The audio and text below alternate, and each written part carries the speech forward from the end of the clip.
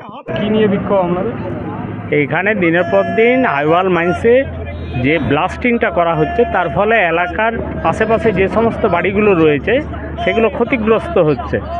আমরা এর আগেও আমাদের 11 পঞ্চায়েতের মাননীয় প্রধান এবং আমরা গ্রামবাসীদের পক্ষ থেকে এবং আমাদের 11 অঞ্চল তৃণমূল কংগ্রেসের পক্ষ থেকে এজেন্ট সাহেবকে ডেপুটেশন দিয়েছিলাম, কিন্তু ডেপুটেশন দেওয়ার পরও আমরা লক্ষ্য করছি যে ব্লাস্টিংয়ের যে পরিমাণ সেটা ক্রমোত্তরভাবে বাড়ছে, যার ফলে এলাকার মানুষ তাদের বাড়ি ক্ষতিগ্রস্ত হচ্ছে। এলাকার পানীয় জলের যে সেখানে সংকট দেখা দিচ্ছে, পানীয় জলের স্তর নেমে যাচ্ছে। বারবার তো আমরা আন্দোলন করছি। এরপরে এজেন্ট সাহেব এসেছিলেন এবং এজেন্ট সাহেব বললেন যে সোমবার দিন 11টার সময় ওনাদের একটা টিম থাকবে, আমাদের প্রশাসনিক যারা পদে রয়েছেন এবং আমাদের এলাকার যে নেতৃত্ব রয়েছেন তারা যৌথভাবে এলাকা পরিদর্শন করে যেসব বাড়িগুলো ক্ষতিগ্রস্ত হয়েছে, কুয়োর জল নেমে গেছে, তাদের বাড়িগুলোকে তারা তালিকাভুক্ত করবেন এবং তাদেরকে ক্ষতিপূরণ দেওয়ার তিনি প্রতিশ্রুতি আমাদের কাছে রাখলেন। এর আগেও তো এজেন্ট সাহেব দিয়েছিল। হ্যাঁ, এজেন্ট সাহেব বলেছিলেন আমরা যাব, আমরা গিয়ে গ্রামের প্রত্যেকটা বাড়ি দেখব, কিন্তু না যাওয়ার জন্য আমরা পুনরায় আজকে অবস্থান বিক্ষোভে সামিল হতে বাধ্য হলাম। যদি এবারে না হয় কি করবে?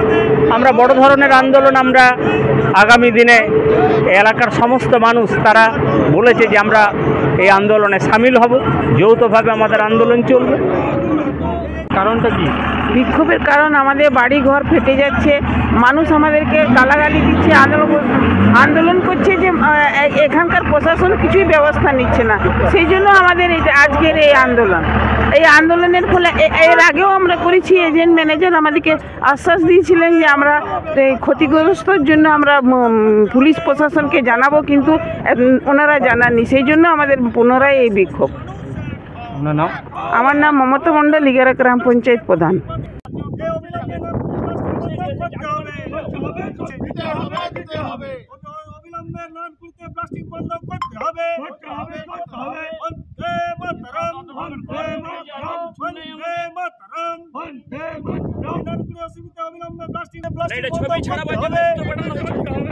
প্লাস্টিকের প্রতিবাদে সমস্ত মানুষ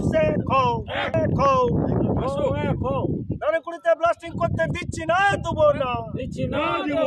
এজেন্ট ম্যানেজার আপনারা জেনে রাখুন, নারায়ণকুড়িতে ব্লাস্টিং করতে দিচ্ছি না, দেবো না। বন্দে মাতরম, বন্দে মাতরম, বন্দে মাতরম। টিএমসি